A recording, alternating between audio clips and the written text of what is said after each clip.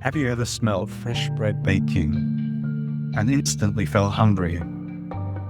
Or heard a favorite song and suddenly wanted to dance? Perhaps you found yourself flipping through some old holiday photos and felt an overwhelming urge to book the next trip.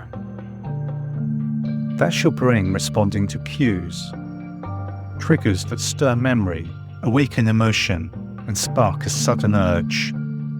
Most of the time, these reactions are harmless, even enjoyable. But not all cues are harmless. Imagine someone who is recovering from a cocaine addiction, watching a movie that shows drug use, or encountering a smell, sound, or image linked to their past habit. Even after they've long quit, cues like these still trigger intense cravings.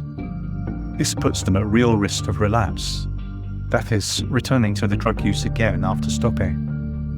This presentation looks at the therapy designed to help with that. It's called cue exposure therapy. We'll look at how a team of researchers, led by Brogan, looked at over 200 studies to explore how this therapy is being used in research. The aim was to look in detail at the different cues used in these studies. This could help future researchers understand which types of cues may be most helpful in reducing cravings. In the early stages of stopping cocaine use, many people go through something called withdrawal. This is a period where the body and mind feel uncomfortable as they adjust to not having the drug.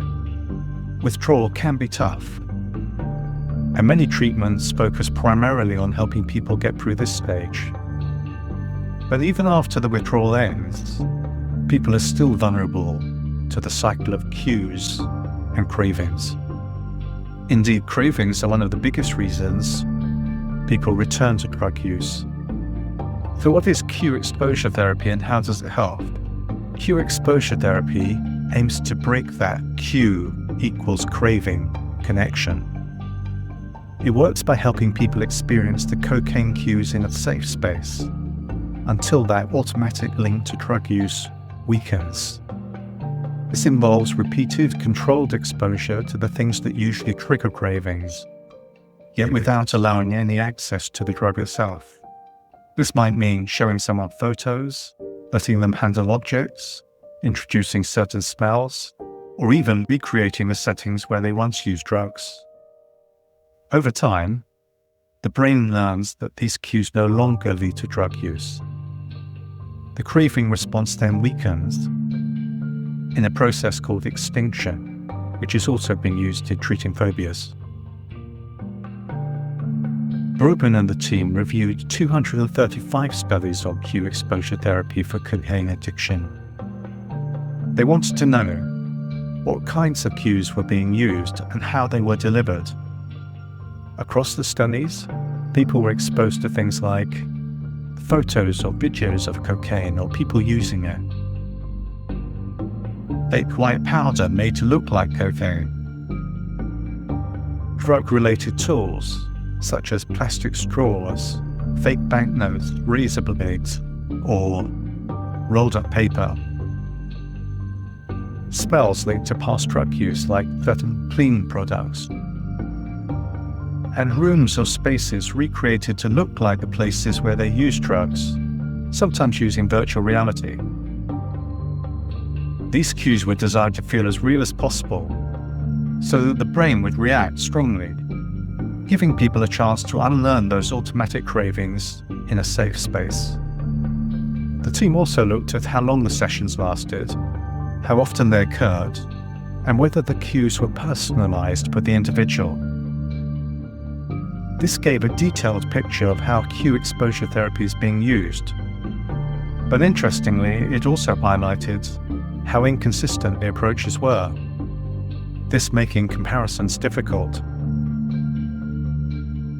So which cues work best? The review found that the more realistic and emotionally meaningful the cue, the better the result.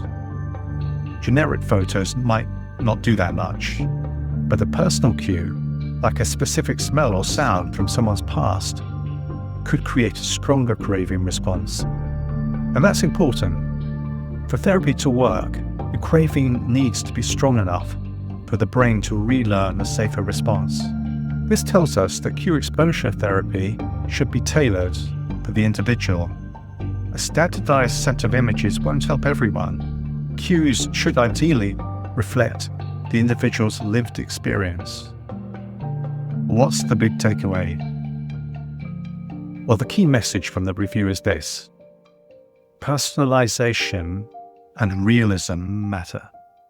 If the cue accurately reflects something from the person's real life, the brain reacts more strongly, which makes therapy more effective.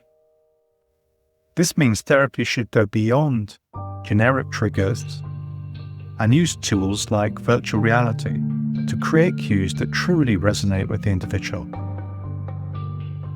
Cue exposure therapy offers a practical, embodied way to reduce cravings, not just by talking about them, but by actually getting the chance to face them.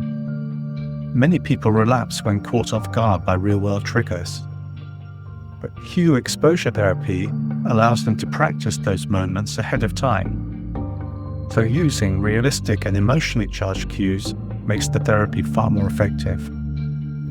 That's why it could be a powerful complement to counseling, coaching, or group support. Any limitations?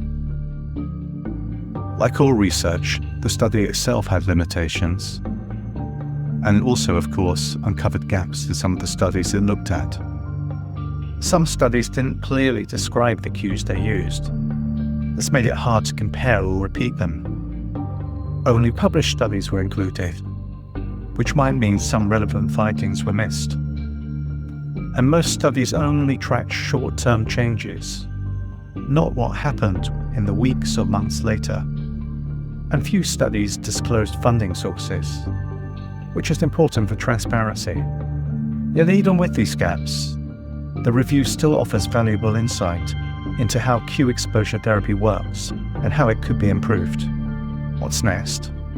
Well, future studies could make this therapy even more effective.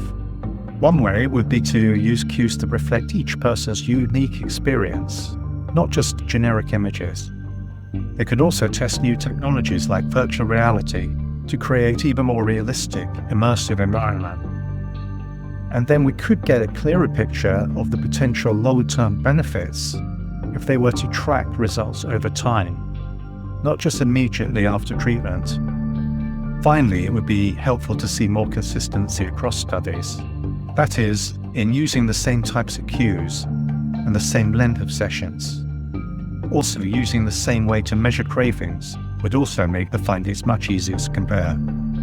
Let me end by firstly saying that this 2025 review of 235 studies by Probin and colleagues reported no external funding or conflicts of interest.